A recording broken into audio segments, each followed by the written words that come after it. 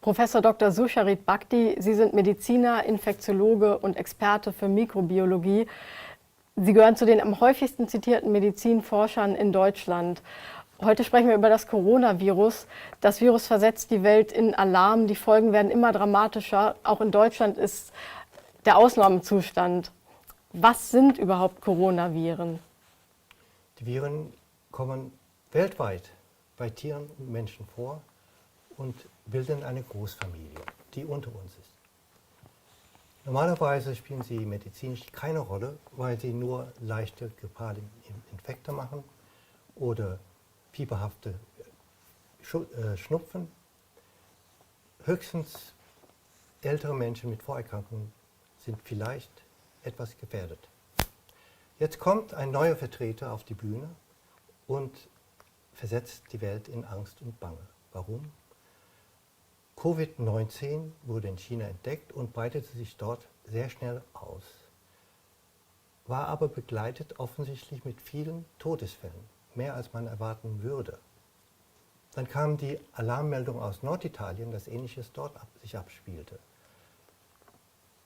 Allerdings, und das muss man wirklich bedenken, in anderen Gegenden der Welt, wo das Virus sich ausgebreitet hat, wurden solche scheinbare Todesraten von 4, 5, 6% nicht erreicht. So zum Beispiel in Südkorea Todesrate angeblich 1%, England 0,3%. Wieso scheinbare Todesrate? Scheinbar, weil wenn ein Virus nicht selbst tötet oder allein tötet, sondern nur im Verbund mit anderen Krankheiten, dann darf man dem Virus nicht die Schuld alleine in die Schuhe schieben. Dass dieses passiert bei Covid-19 ist nicht nur falsch, sondern gefährlich irreführend, weil dadurch vergisst man, dass viele andere Faktoren, lokale Faktoren, mit einer entscheidenden Rolle spielen können. Zum Beispiel, was eint Norditalien mit China? Was haben sie gemeinsam? Frage, Antwort, die horrende Luftverschmutzung, die höchste in der Welt ist.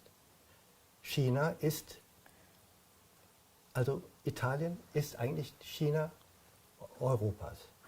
Die Lungen der Menschen in diesen Gebieten sind ganz anders vorbelastet und erkrankt als unsere Lungen.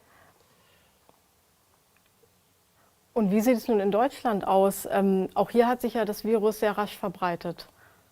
Ja, das sieht eigentlich so aus, als ob die Verbreitung jetzt unterwegs ist. Und merkwürdigerweise gibt es uns etwas in die Hand, also Daten in die Hand, womit wir jetzt besser entscheiden können, was zu tun ist. Und das haben ja die Experten und Politiker auch getan oder tun sie gerade und rufen deswegen die höchste Alarmstufe aus. Ja, und das ist die eigentlich große Tragik an dieser Geschichte. Denn das, was beschlossen wurde, ist eigentlich sinnlos. Nämlich, ganz wichtige Fragen sind jetzt schon beantwortet. Die erste ist, tötet dieses Virus nur Gänsefüßchen?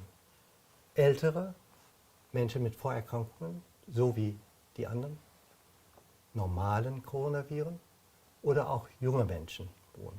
Und die Antwort ist völlig klar. Wir haben 10.000 Infektionen. 99% der Menschen haben keine oder nur leichte Symptome. Hieraus ist bereits abzuleiten, dass es falsch und eigentlich nicht erlaubt sein dürfte, von 10.000 Erkrankten zu sprechen. Sie sind nicht krank. Infektion ist also nicht identisch zu setzen mit Erkrankung.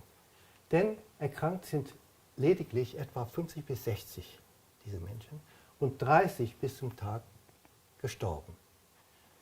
In 30 Tagen.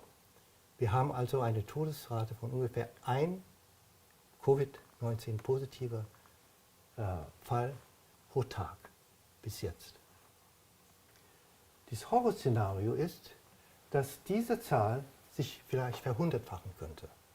Dann hätten wir 1 Million Fälle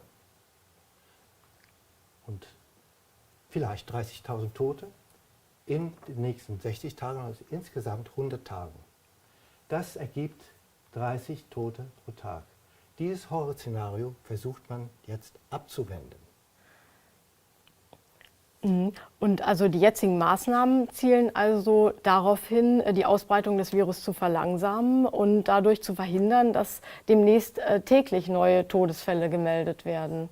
Ja, wobei die Decke etwa bei 30 Tote pro Tag liegt, laut alledem, was wir hier wissen. Jetzt hört sich das vielleicht sehr viel an, 30 Tote pro Tag. Man muss aber bedenken, dass hier in Deutschland jeden Tag 2200 Menschen über 65 Jahre sterben. Man muss bedenken, dass diese Menschen mit aller Wahrscheinlichkeit mindestens zu 1% normale Coronaviren tragen. Das wären 22 pro Tag. Die ganz normale Coronaviren, die Geschwister von Covid-19 tragen. Und die sterben uns jeden Tag. Alleine der Unterschied ist, dass man hier nicht von Corona-Toten spricht, weil man weiß, dass das Virus eigentlich an diesem Geschehen eine sehr, sehr untergeordnete Rolle spielt. So, jetzt wollen wir dieses Szenario verhindern, dass die 30 diese ersetzen. Das ist das, was jetzt passiert. Wir haben Angst, dass bei 1 Million Infektionen mit dem neuen Virus 30 Tote pro Tag zu beklagen sein werden und realisieren nicht, dass die ganze Zeit bereits mindestens 20, wenn dann nicht 30 oder 40 oder 100 Patienten, die sterben, mit den gleichen Vorerkrankungen, mit der gleichen Vorbelastung, Coronavirus positiv sind. Und dafür werden jetzt horrende Maßnahmen ergriffen. Was halten Sie denn von den Maßnahmen? Ich finde sie grotesk, überbordend und direkt gefährlich.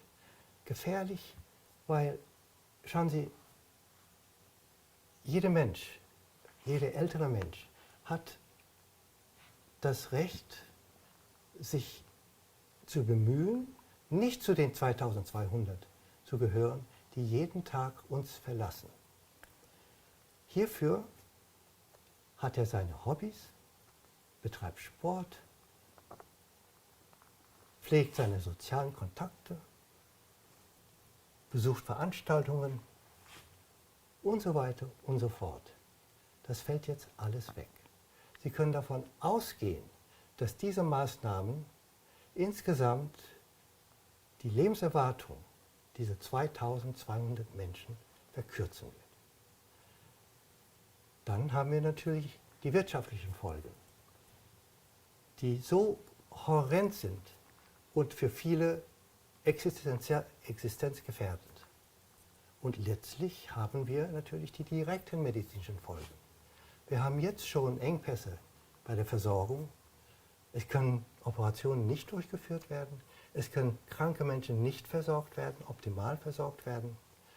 Personal wird abgezogen oder fehlt in den Krankenhäusern, weil die Mütter auf ihre Kinder aufpassen müssen. Das sind alles Dinge, die natürlich auch noch schlimme Folgen haben werden.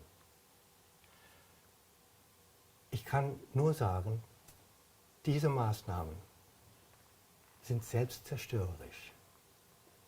Und dass, wenn die Gesellschaft die akzeptiert und durchführt, gleicht dieses einem kollektiven Selbstmord.